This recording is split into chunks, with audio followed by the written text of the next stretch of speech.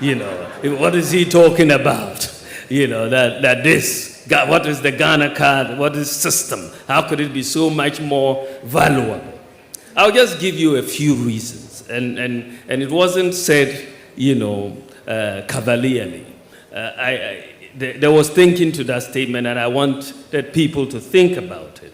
For the first time in our history as a country, you know, we have a unique identity system, you know, which is biometric.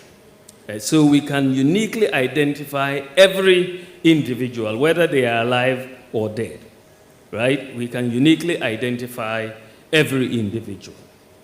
So immediately, if you can uniquely identify each individual, the case of ghost names on our public sector payroll will become a thing of the past. Immediately, once we do it, and I'm working with controller here, we're doing a lot of good work on the controller payroll database and cleaning it up.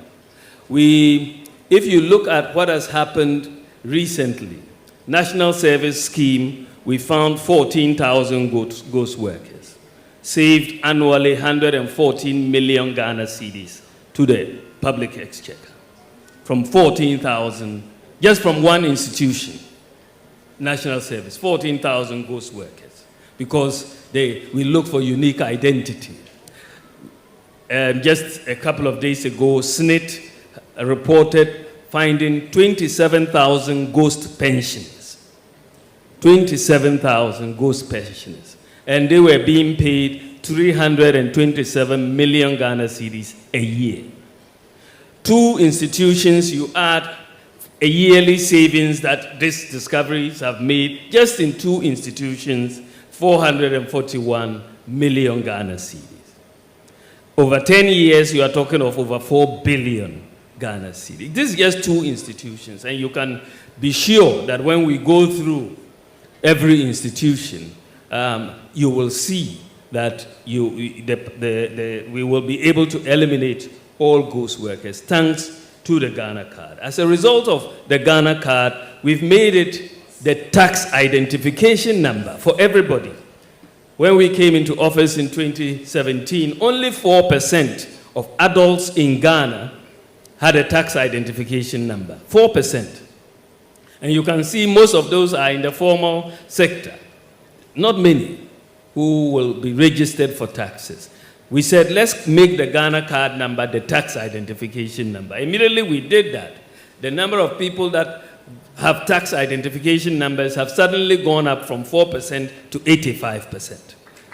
And that is it. So now the taxman knows exactly who has filed, who has not filed at any particular time. And not only do we know them, we also have their digital address, so we know where they live. So tax collection is going to take a different path going forward, because we now have the data. Fake birth certificates was a big problem, you know, for our country, and it made it very difficult for people to trust our documents at embassies and everywhere, because people would just go and have fake birth certificates. In fact, when we went to the births and deaths registry, we found three different databases. We had to harmonize the databases. But once you have unique identity, you will not have fake birth certificates. There will be no football age versus normal age. That business will come to an end. I mean, recently, you will know that I think our women's team was banned for presenting some overage players. Hopefully, now we are going to strictly require that they bring their Ghana cards before they are going to be registered to play. Today, with your Ghana card, the Ghana card the banks are very happy with it because it gives all the KYC a bank needs. One of the problems we have had is for people to open bank accounts. But today, if you have a Ghana card and a mobile phone, you don't have to fill any form at all. You can just dial a USSD code and put in your Ghana card ID, and a bank account will be open for you, and you can start transactions immediately. So we are bringing in financial inclusion. When we came into office, the proportion of adults with bank accounts was less than 40%.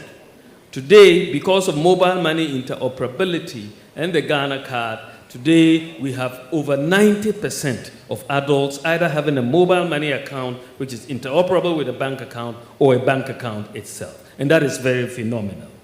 We have one of the things that has really, since I was at the Bank of Ghana, one of the things that kept eating at us at the bank was the absence of a credit system in Ghana. In many countries, workers don't have to just live on their monthly paycheck because there's a credit system. If you have a regular paycheck, you will be able to get a way to buy, a TV on credit or a fridge on credit and all of that, a working credit system. But we don't have a credit system in Ghana. And one of the biggest obstacles to the development of a credit system was the absence of unique identity. The credit reference agencies need unique identity to do credit scoring so that everybody will know what their credit score is. So if you don't pay your bills, you will have a very low credit score and they will not give you credit. If you pay your bills, you have a high credit score and you will get credit. Now, many developing countries, including Ghana, we've not had this credit system because of the absence of credit scoring. But because we have now linked all bank accounts to the Ghana card, we have linking the bank accounts to the Ghana card, you have unique identification for credit scoring. Yesterday, I had a meeting with the credit reference agencies and ECG, as well as Ghana Water, because we want to make sure those who don't pay their bills on time, it will affect your credit. And that is all of us, I suppose, for water, and because that is where you bring discipline into the economy, discipline into the society. But thankfully, this year, and I just know that in just a few months, Ghana, for the first time in our history, we will now begin a credit scoring system in our country. And this will allow credit to grow. We can tell who is the risky borrower and who is not a risky borrower. And banks can then give lower interest rates to people who are not risky borrowers. At the moment, they assume we are all risky borrowers because they cannot tell. We are not uniquely identified. The risk, the people who don't pay, their sins are visited on all of those who pay. And so we now want to distinguish. And if you go and commit your sin, you go into hell yourself. And don't take us along with you. So this is where we are as far as where we are integrating. Today we've integrated the Ghana card also with the SNIT card, the SNIT. And so SNIT no longer has to print SNIT cards again. They are saving close to $30 million every year now because they only need a Ghana card. They don't need that.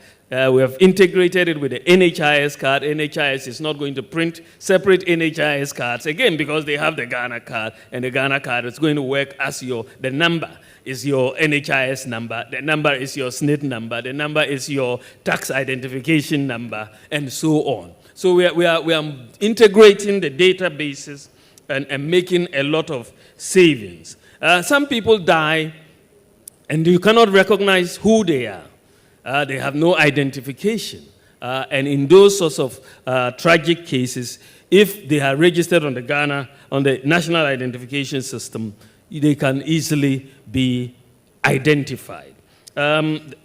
Today, because of the unique identification, we've been able to introduce a no-guarantor student loan policy, right? Because before you needed to bring guarantors because you didn't know whether you would find this student or not once they started working. And people, the workers who were on SNIT, some of them have paid a heavy price for guaranteeing for students who have run away. But now we can identify everybody uniquely, and we are going to start this from birth because we are linking Ghana Health Service, births and deaths with the NIA now. And we hope by the end of this year, we are hoping that system would have being completed. And when a child is born, that is when we issue the national ID number, and they take it through school till death. And that is how we transform this economy.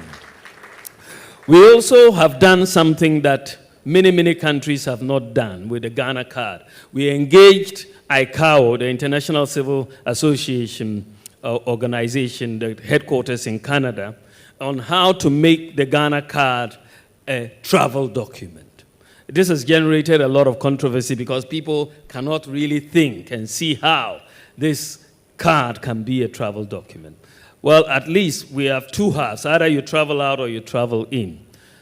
We have gone through ICAO certification for the Ghana Card, and it has met all the requirements. In fact, it is more advanced than all the passports that we are carrying, much more advanced. So the Ghana Card has gone through ICAO certification, and you can use it to travel into Ghana. We've informed all the airports in the world, all the airlines, that if somebody loses their passport whilst they are abroad, for example, and they need to travel to Ghana, once the plane is coming to Ghana, they present their Ghana Card.